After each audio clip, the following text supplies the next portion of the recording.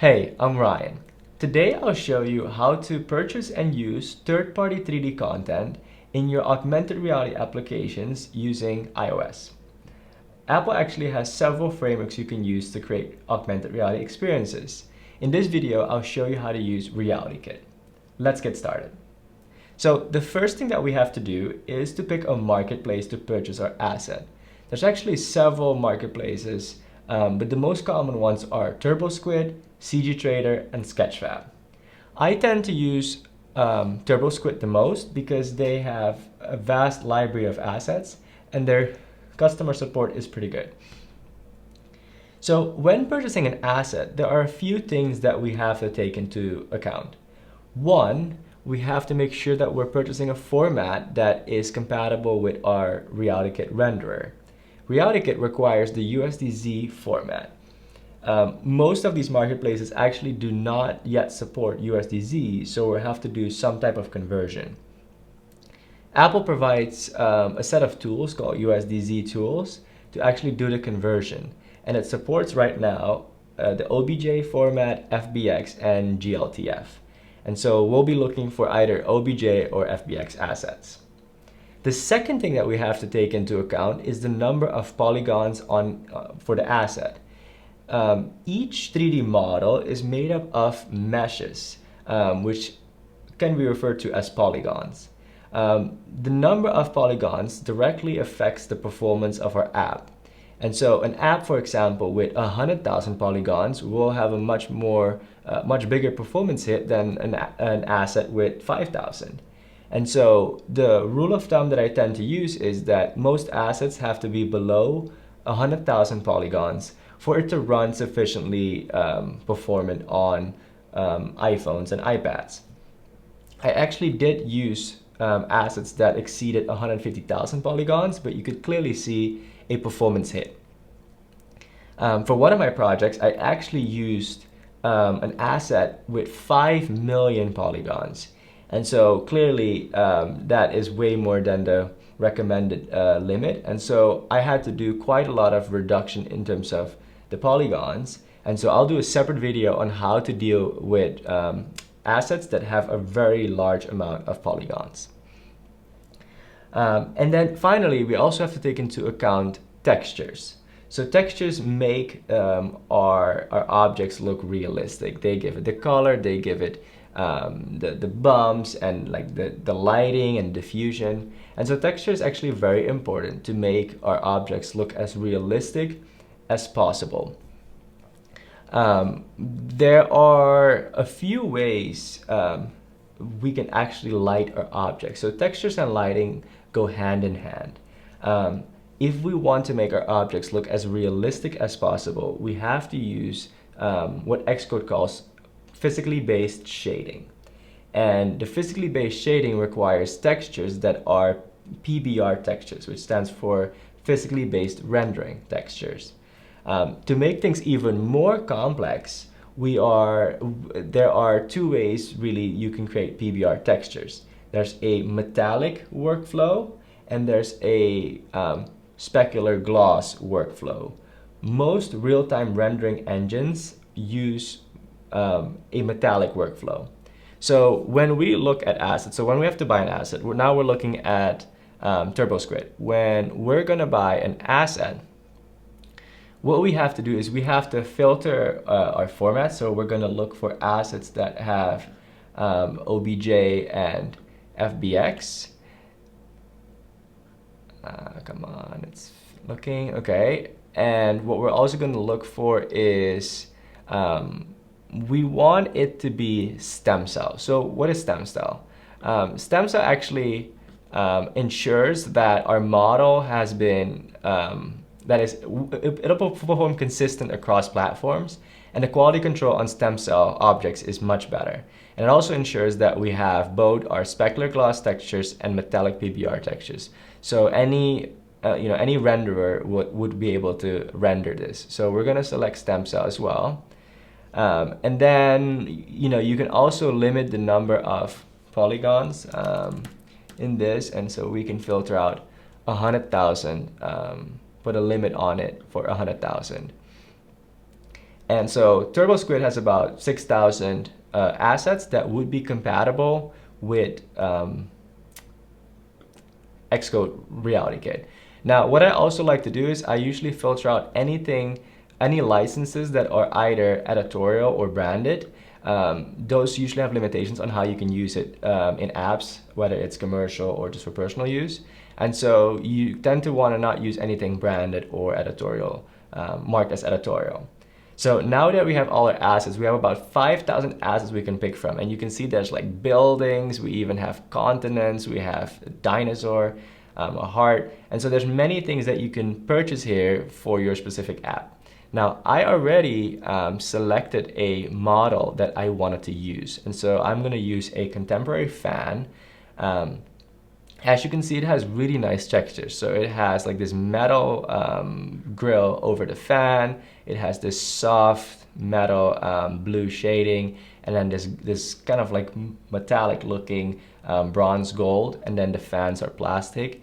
And so there's a lot of detail and a lot of materials that we can play with. And so seeing the reflections and the lighting, you'll be able to see how good physically based shading works once we render it with RealityKit. And so if we look at, this is a stem cell certified object, so we know it's going to work with most of the real-time rendering frameworks. And here we see that our formats are support OBJ, GLTF, and FBX.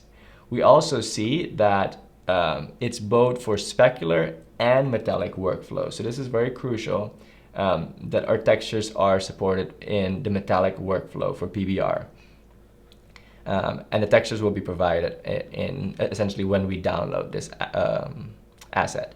And so when we look at the number of polygons, it has less than 30,000. So this should render really well on an iPhone or an iPad.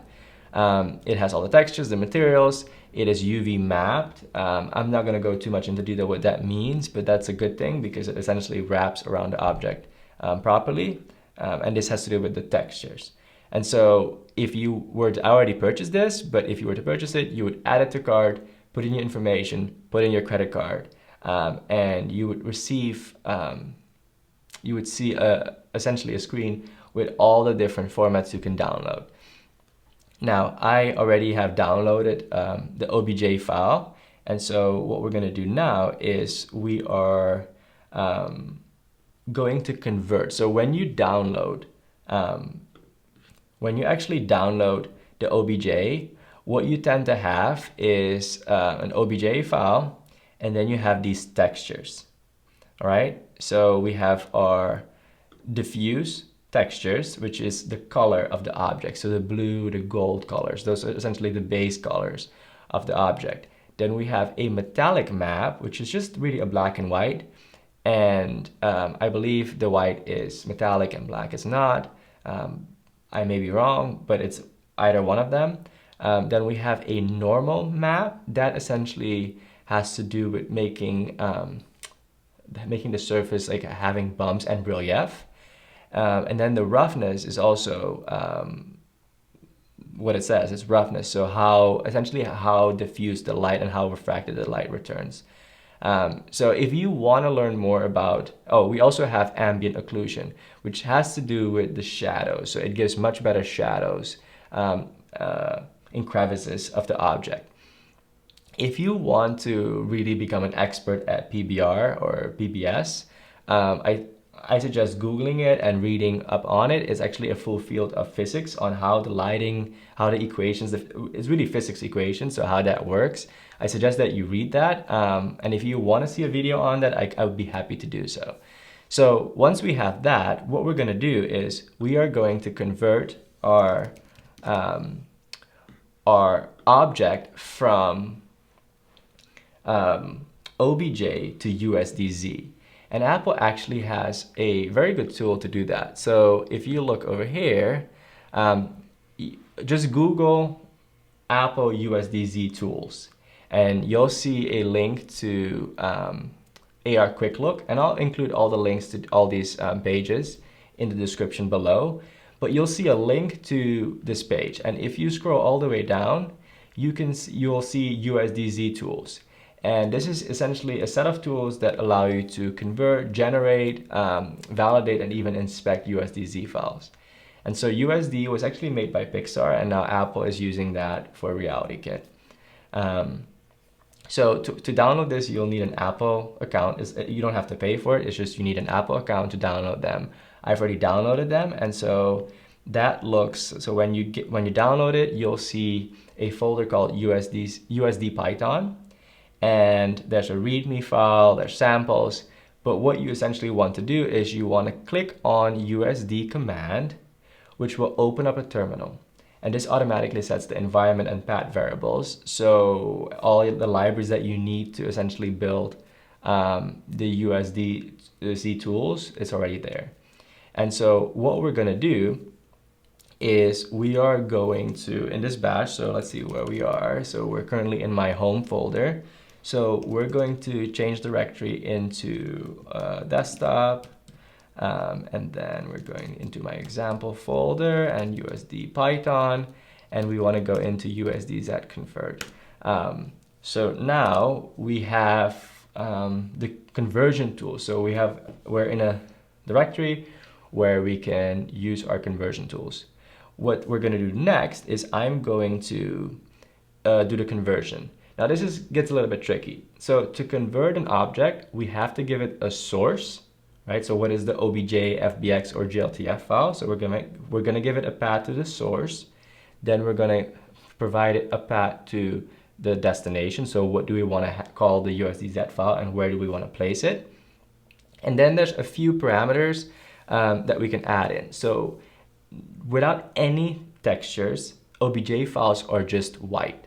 So it's just a mesh, and I can show you what that looks like. Let's see if it actually works. So it's loading.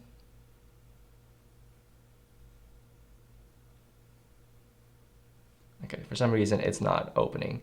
But yes, so USDZ files are just white objects. So they don't have any textures applied. So when we want to convert the OBJ to USDZ, what we need to do is we need to include the textures. And so what we definitely have to include is the diffuse color. We also have to include our normal, metallic, and roughness flags or parameters. And then optionally, you can also do the occlusion, which is the ambient occlusion, the emission. If you have any lights in your scene or on your object, you can use emission to make them kind of glow. And then you also have opacity, if you have any opacity in your objects. There are some issues, I believe, still with opacity, but Apple's working on fixing those issues. So I'm going to just copy the command. I'll provide that also in the description below. You will likely have to change the paths for your objects because you'll likely save it somewhere else, but make sure that you provide a source, a destination, a diffuse color, a normal, a metallic, and a roughness. And if you've any occlusion, emission, or opacity textures, you can also provide them here. And so here you can see how I'm providing essentially just PNGs, which are the textures, and there's a flag in front of it. So dash diffuse color, dash normal, etc. And so we're gonna convert it. It should go through, it should say input file, output file, and then hopefully, it succeeds. Let's see what happens. Okay, so it passes. So now it's saved the USDZ file. And so what we're gonna do is we are going to load. It may take a little bit just to load in the model, but here we go. So now we can see that this is what it looks like. And so you can actually see it's really gorgeous the way it renders. The sheen on the metal and the gold. The blades actually look like plastic, and the shell, the light blue shell, looks really nice. And so what we're going to do now is we are going to import this model into a sample project, just so you can see how it works. And so we're going to close that. Now, the first thing we're going to do, I created a new project, which is when you create a new project, all you have to select is that you select an augmented reality app, and then you pick RealityKit as the renderer or as the framework. And I picked storyboards for the UI, but you can also pick Swift UI if you prefer that. Do know that if you pick Swift UI, you have to iOS 13 and up is only supported, so you cannot use any previous versions of iOS. So for now, I'll just pick storyboards. So what I'll do is I'll create a folder for my assets. So we're gonna call this models. I mean, you can call it anything you want, but essentially these are just 3D models. And then I'm gonna add a file. Oops, not create a file. I wanna add a file. And so what we're gonna do is we are going to navigate to our USDZ file, which is in this case the contemporary fan. Feel free to buy any asset you want. They can be expensive, so be careful and make sure that it meets all the requirements. Because once you download these files, there's usually, they don't really want to refund it. And so be careful when you purchase an asset that it works. So we're gonna make sure that this still looks good. So the first time it loads, it's usually a little bit slower. But you can see how awesome this looks. And one thing you should also notice is all the textures were automatically applied. So our conversion actually took care of it, and all we see is just one file. So all the textures are essentially bundled into this USDZ file. And so what we're gonna do next is we are going to write some code just so we can test it out. The first thing we're gonna do is we are going to load our model. Load our model.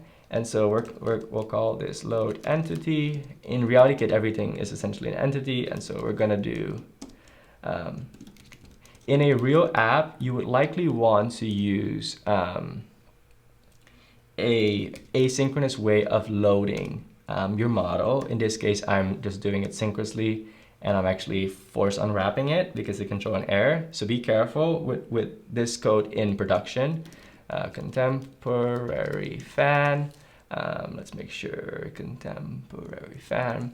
Okay, the second thing that we want to do is we want to create an anchor. So in all AR apps, you want to attach your objects to anchors. Anchors are tracked by RealityKit. And so if your model or world understanding updates, then the anchor is automatically updated. We are going to create an anchor that, we'll make sure that we select our hardware.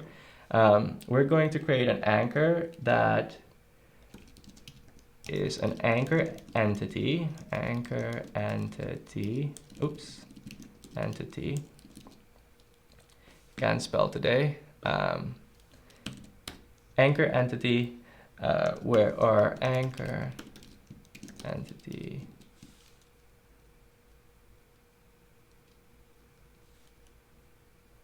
Okay, I'm just going to copy paste the code. I already have some code here, and I'm just going to copy paste it. Otherwise, this is just going to take too long. Okay, so we'll talk about this.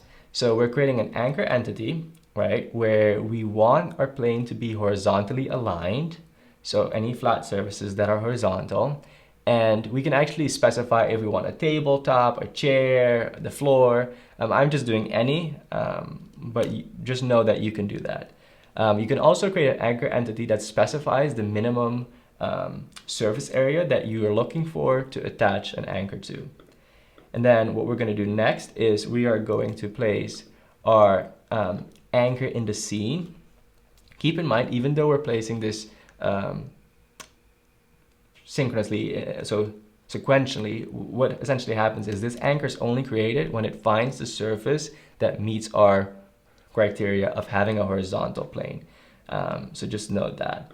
And then what we're going to do is once we have our anchor, we are going to attach our entity to it.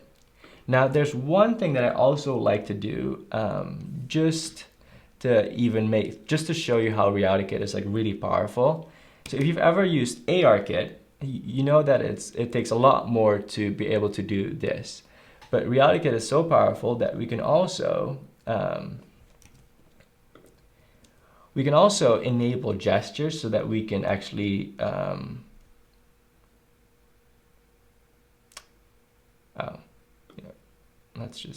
that should be fine.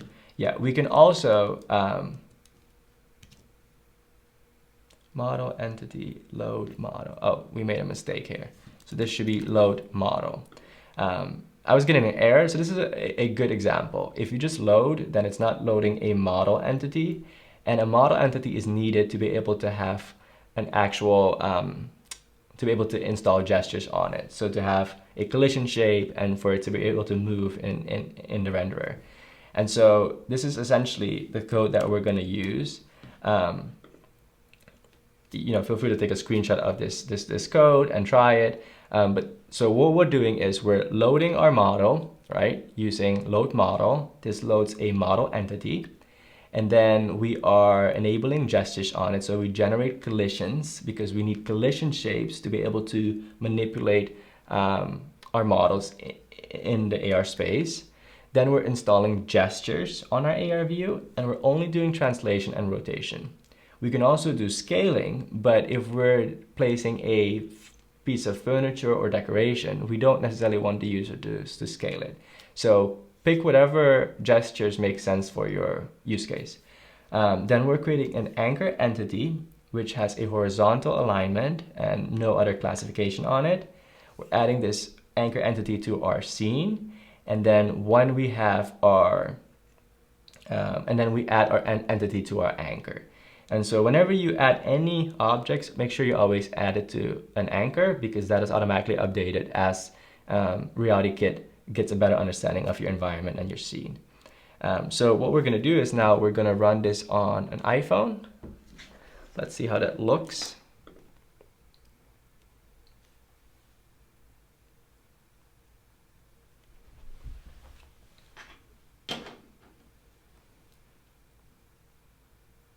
Okay, so it's loading. Make sure that you have a hardware device selected because you cannot test any AR apps with a simulator because it doesn't have a physical camera. And so what we're going to do now is it's loading. Okay, so we're going to allow this app access to the camera. And so let's see. Oh, there we go. So here we have our fan. And so we can see, we can really see how it renders the material. So it even has the lightings in the room. So it has the reflections. The metal has like this nice sheen to it. The fans look like actual plastic. And so this is essentially what it looks like. And we can obviously move it. We can slightly rotate it. And so this is what the gestures were. And so that is essentially how you purchase and use third-party assets. There's so many options on these marketplaces.